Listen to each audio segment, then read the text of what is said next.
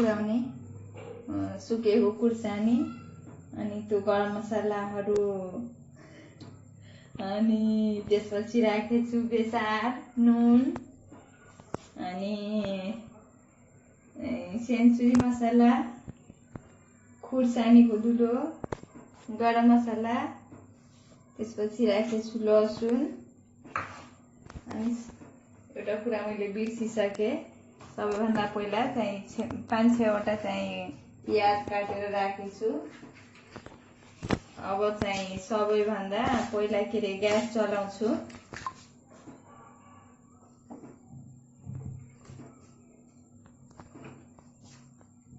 Gas चलाएँ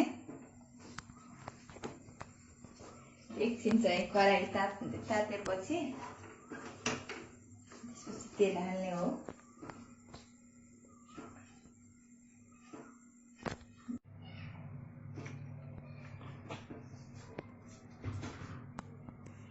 तेल देखेको छैन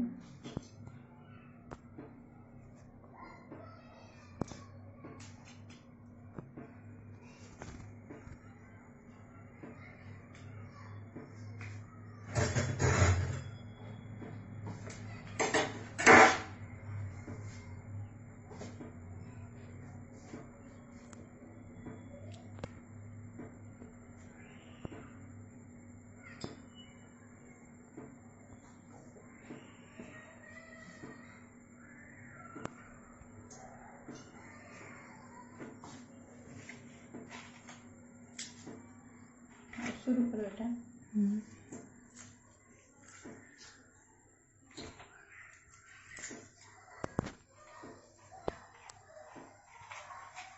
खड़े मसाला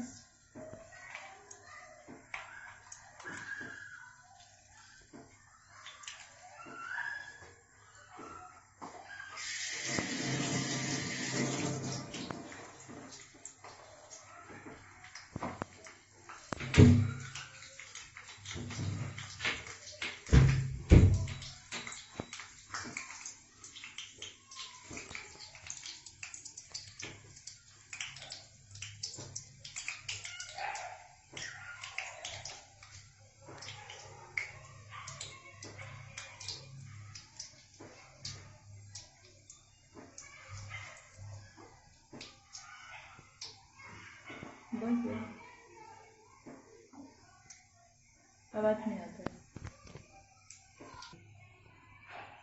सबैभन्दा पहिला तेल राखेँ 5-6 चम्मच। त्यसपछि चाहिँ मैले खरे मसला राखेँ, खुर्सानी 3-4 वटा राखेँ। त्यसपछि जिरा अलिकति राख्छु।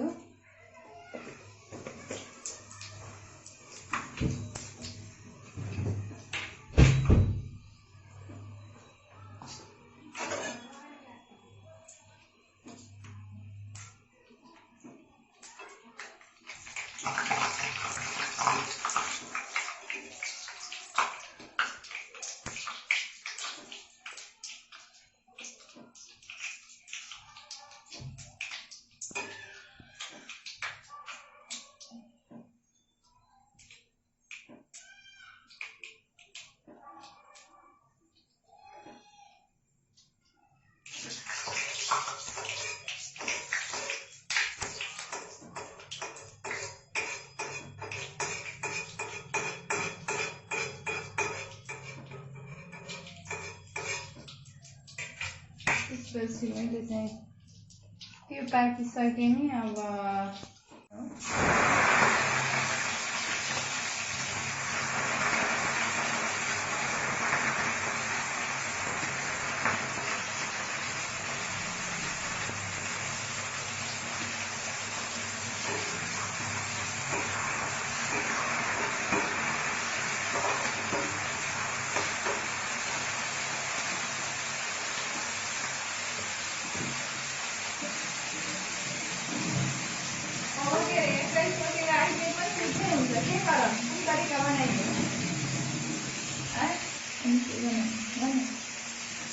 यसलाई चाहिँ धेरै मुखबाट गर्नु पर्दैन, सबै चिज एकैचोटि हालिदिने।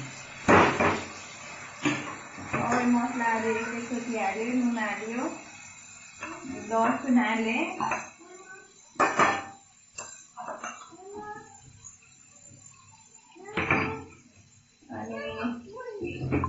त्यसपछि मासु पनि हालिदिएँ।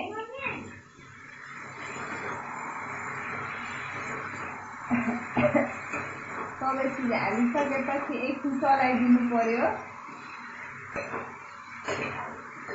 चलाइसकेपछि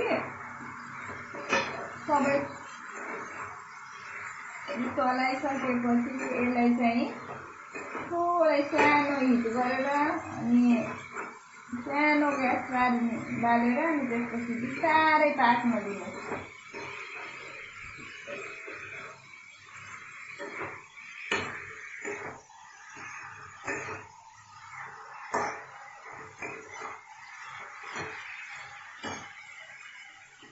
ग्यास सानो पार्दिनुहोस्।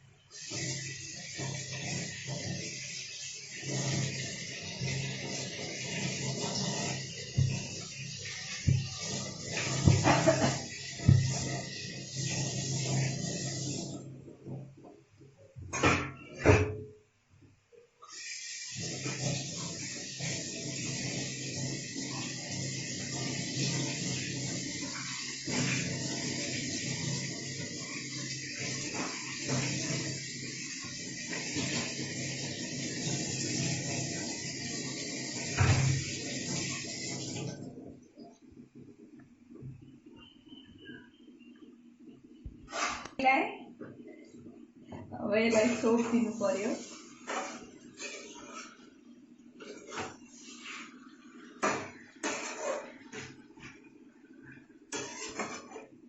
एकछिन चलाएर अनि छोपिदिनु पर्यो।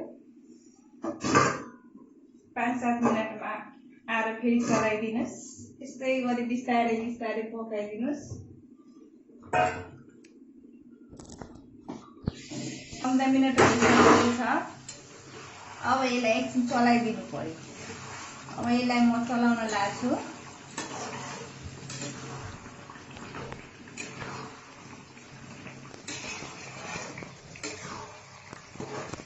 देखेछ राम्रो?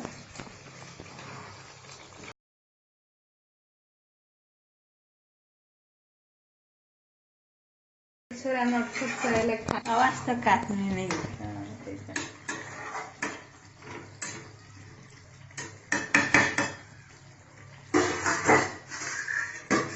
यसलाई म छोपिदिएँ फेरि एकछिन बिस्तारै पाक्दै गर्छ।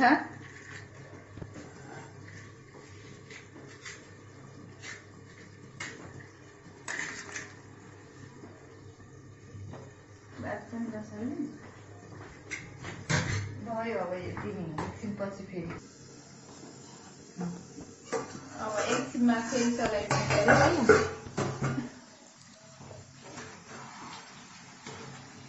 गइसकेछ। 5 मिनटमा फेरि चलाइदिने। अब मासु चाहिँ पाक्न लाग्छ बिस्तारै बिस्तारै। अब चाहिँ ग्यास अलिक ठुलो गराइदिनु पर्यो।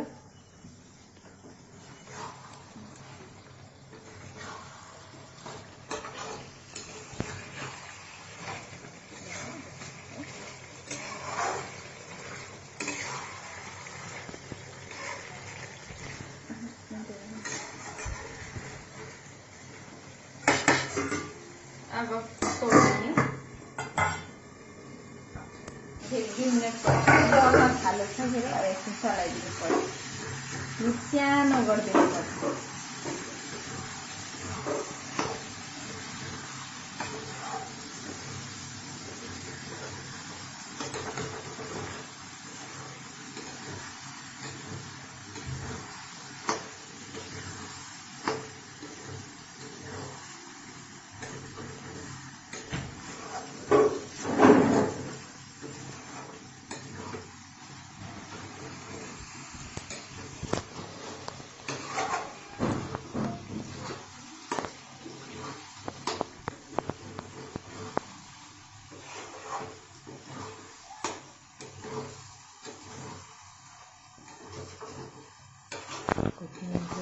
पाके जस्तै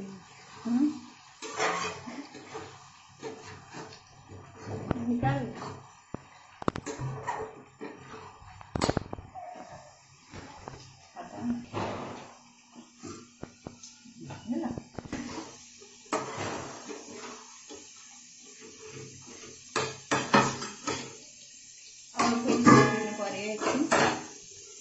हिट गरेर सानो ग्यास बालेर फेरि छोडिदिने एकछिन एकछिनमा चलाइदिनु पाक्न लाग्छ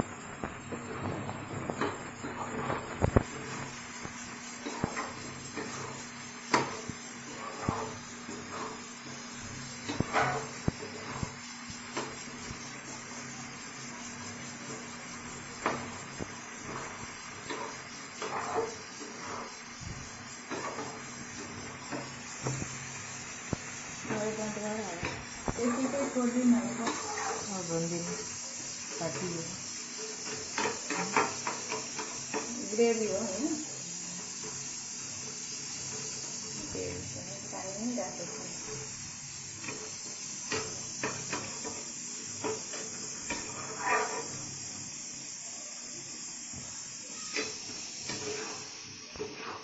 यसमा मैले पानी हालेको छैन त्यसले प्याज र मासुबाट निस्किएको पानीहरू छ त्यो सुकिसक्यो अब यसमा पानी हाले नि हुन्छ नहाले नि हुन्छ यो पाकिसक्यो यसरी पकाउनु नि कति मिठो हुन्छ के धेरै मेहनत पनि गर्नु पर्दैन अनि यस्तो गर्मीमा एकैचोटि हालिदियो सबै चिज अनि एकैचोटि हालिदिए नि सबै चिज एकदमै मिठो पाकिन्छ धेरै चाहिँ मेहनत पनि गर्नु पर्दैन अब घरिघरि एकछिनमा खालि चलाइदिनु पर्यो त्यसपछि अब रेडी भइसक्यो